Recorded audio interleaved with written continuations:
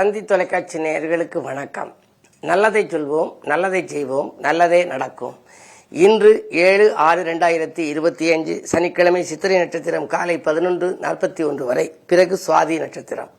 இன்றைக்கு நான் உங்களுக்கு சொல்ல இருக்கிற ஒரு நல்ல கருத்து வாழ்க்கை கணக்கு. வாழ்க்கையில் எதை கழிக்கணும், எதை கூட்டணும், எதை பெருக்கணும், எதை வகுக்கணும்னு சொல்லி முன்னோர்கள் அழகாக சொல்லி வச்சுருக்காங்க.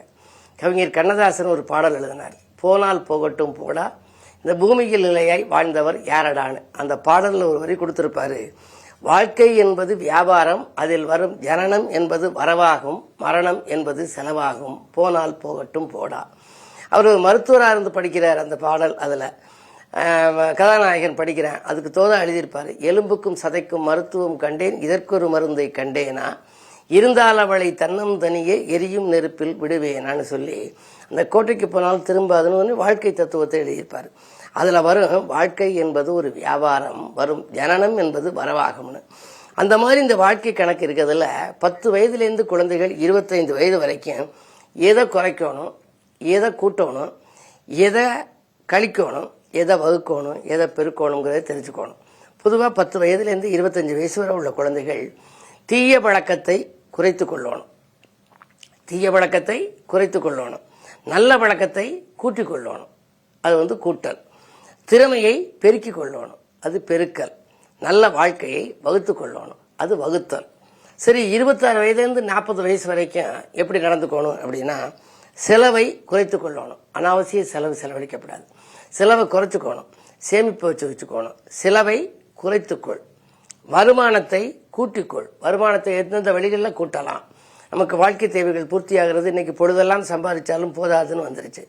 ஆகையினாலே வருமானத்தை கூட்டிக்கொள், சேமிப்பை பெருக்கிக்கொள். இளமையான காலத்திலேயே சேமிக்க கற்றுக்கொள்ளணும். சேமிப்பை சிறுதுளி பெருவெள்ளம். இன்றைய சேமிப்பு நாளைக்கு கை கொடுக்கும். ஆகையினாலே தான் சேமிப்பை பெருக்கிக்கொள், செழிப்பான வாழ்க்கையை வகுத்துக்கொள். இது 26லேருந்து 40 வயது வரைக்கும். செலவை குறைத்துக்கொள், வருமானத்தை கூட்டிக்கொள், சேமிப்பை பெருக்கிக்கொள், செழிப்பான வாழ்க்கையை வகுத்துக்கொள். சரி, 41 வயதுலேருந்து 55 வயசு வரைக்கும் எப்படி நடந்துக்கணும் அப்படின்னா, ஆசையை குறைத்துக்கொள். அப்போல்லாம் ஆசைப்படப்படாது, எல்லாமே அனுபவிச்சாச்சு. ஆசையை குறைத்துக்கொள், நடையை கூட்டிக்கொள். நடைப்பயிற்சி இருக்கே, அதில் தினம் நடைப்பயிற்சி வேணுமா, நடையை கூட்டிக்கொள். தெய்வ நம்பிக்கையை பெருக்கிக்கொள், எல்லாமே தெய்வம்தான்கிற அந்த நம்பிக்கையை பெருக்கிக்கொள். உடல் ஆரோக்கியமாக வாழ வழிவகுத்துக்கொள் அப்படிங்கிறாங்க. இது மாதிரி இனி 55லேருந்து எப்படி இருக்கணும் அந்திய காலம் வரை அப்படிங்கிறத உங்களுக்கு அடுத்த தந்தி தொலைக்காட்சியிலே தொடர்ந்து சொல்வேன் என்று சொல்லி இன்றைய ராசி பலன்களை இப்பொழுது உங்களுக்கு வழங்கப் போகின்றேன்.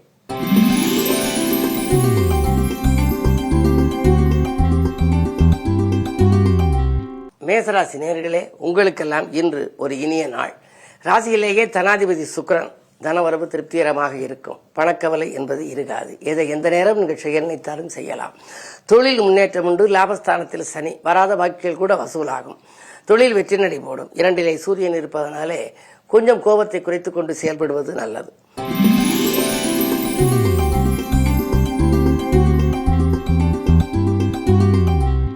ரிஷபராசி நேயர்களே, உங்களுக்கெல்லாம் இன்று நட்பு விரிந்து நலம் காணுகின்ற நாள். நண்பகலுக்கு மேல் உங்களுக்கு ஒரு நல்ல தகவல் கிடைக்கும். உங்களுடைய ராசிநாதன் விரயஸ்தானத்தில், விரயங்கள் ஏற்படும் என்றாலும் சுப விரயமாக இருக்கும். அசுப விரயம் என்பது வேறு, சுப விரயம் என்பது வேறு. சுப விரயமாக இருக்கும். எனவே இல்லத்திற்கு தேவையான விலை உயர்ந்த பொருட்களை வாங்கலாம், அத்தியாவசிய பொருள், ஆடம்பர பொருட்கள் வாங்கலாம். பிள்ளைகளுடைய கல்யாண கனவுகளை நனவாக்க சீர்வரிசை பொருட்கள் வாங்கலாம்.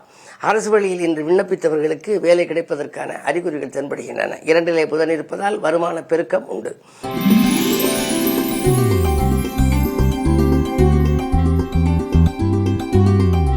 மிதுனராசி நேயர்களே, உங்களுக்கு ராசிநாதன் ராசியிலேயே இருக்கின்றார். எனவே நீங்கள் எதை செய்ய நினைத்தாலும் உடனடியாக செய்ய இயலும். கேட்ட இடத்தில் உதவிகள் கிடைக்கும்.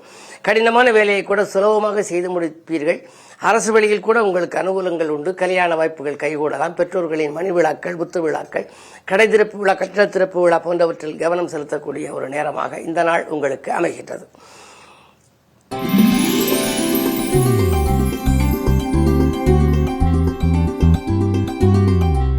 கடகராசி நேயர்களே, செவ்வாய் பார்வை சனி மீது பதிகிறது. ராசியில் செவ்வாய் நீச்சம். உங்களுக்கு எதிர்மறை சிந்தனைகள் அதிகரிக்கும். எதை எந்த நேரத்தில் செய்ய நினைத்தாலும் செய்ய இயலாது. நண்பர்கள் பகையாகலாம். நீங்கள் நினைத்தது ஒன்று நடந்தது ஒன்றுமாக இருக்கிறது என்று கவலைப்படுவீர்கள். பயணங்களை கூட தள்ளி வைப்பது நல்லது. இன்று பொறுமையோடும் நிதானத்தோடும் செயல்பட்டால் நல்லது நடக்கும்.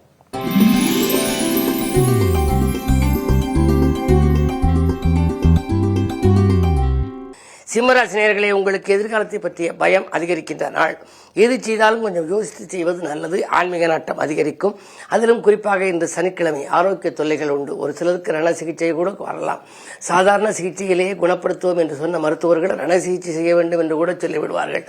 அந்த அளவுக்கு உடல் ஆரோக்கியத்தில் திடீர் தாக்குதல்கள் வரும். ஆகாரத்தில் கட்டுப்பாடு செலுத்தி ஆரோக்கியத்தை சீராக்கிக் கொள்ளுங்கள். எதையும் திட்டமிட்டு செய்வதன் மூலமே வெற்றி காண இயலும். சனிக்கிழமை என்பதனாலே சனி பகவான் வழிபாடு சஞ்சலம் தீர்க்கும்.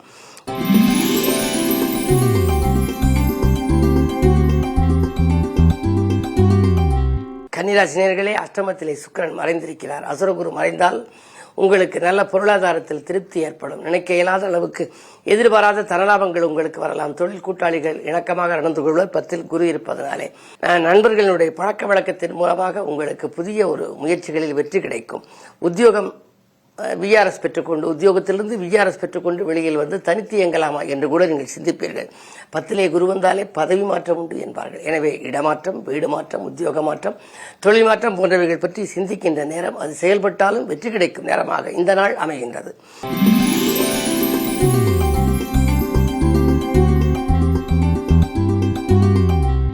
துலாம் ராசி நேயர்களே, ராசியிலேயே சந்திரன் குரு பார்க்கின்றார். குரு சந்திர யோகம். கொடுத்த வாக்குறுதியை காப்பாற்றுவீர்கள். கொள்கை பிடிப்போடு செயல்படுவீர்கள். குடியிருக்கும் வீட்டை கூட ஒரு சிலர் விலைக்கு வாங்கும் யோகம் உண்டு. மேலதிகாரிகள் கெடுபிடியால் மனக்குழப்பம் அதிகரித்த உங்களுக்கு இன்று உத்தியோகத்திலே நல்ல உங்கள் திறமைக்குரிய அங்கீகாரம் கிடைக்கும். நீங்கள் கேட்ட சலுகைகளை உயர் அதிகாரிகள் வழங்குவார். இன்று நல்ல நாள்.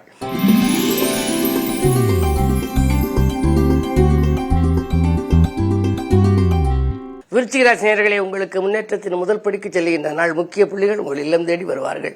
நீங்கள் கேட்ட இடத்தில் உங்களுக்கு உதவிகள் கிடைக்கும். எங்களுடைய வாழ்க்கை பாதையை சீராக்க நண்பர்கள் உறுதுணையாக இருப்பார்கள். அரசு வழியிலும் அனுகூலம் உண்டு. பொது வாழ்வில் இருப்பவர்களுக்கு நல்ல பொறுப்புகள் கிடைக்கலாம். சொத்துக்கள் வாங்கும் யோகமும் உண்டு. சொந்தங்களால் வாழ்த்தும் பெறுவீர்கள். இந்த நாள் நல்ல நாள்.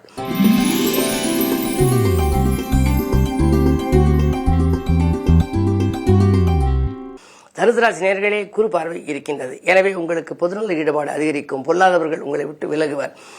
நண்பர்கள் நல்ல தகவலை உங்களுக்கு கொண்டு வந்து சேர்ப்பார்கள். 8லே செவ்வாய் இருப்பதால் நரம்பு எலும்பு சம்பந்தப்பட்ட நோய் திடீரென வரலாம். எனவே ஆரம்பத்திலேயே அச்சுறுத்தல் தோன்றுகின்ற பொழுதே மருத்துவ ஆலோசனை பெறுவது நல்லது. மாலை நேரத்தில் கொஞ்சம் விரயம் உண்டு.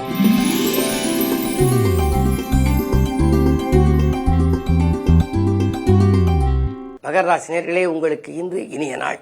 செவ்வாய் பார்வை இருக்கின்றது. தைரியக்காரகன் செவ்வாய் பார்ப்பதால் தைரியமும் தன்னம்பிக்கையும் கூடும்.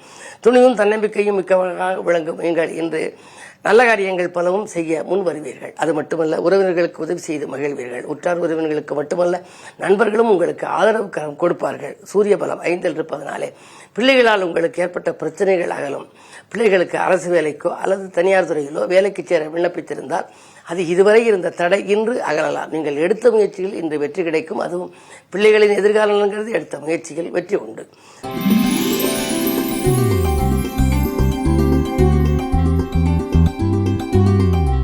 கும்பராசி நேயர்களே, ராசிகளுக்கே சனி யோகம் செய்யும். சனி இருப்பதனாலே உங்களுக்கு நல்ல வாய்ப்புகள் இல்லம் தேடி வரப்போகின்றது.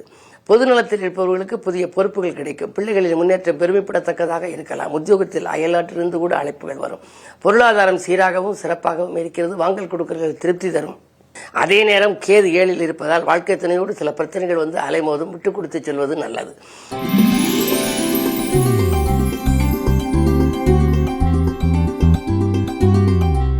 மீனராசி நேயர்களே, உங்களுக்கு சந்திராஷ்டமம். எதை செய்தாலும் யோசித்து செய்ய வேண்டும்.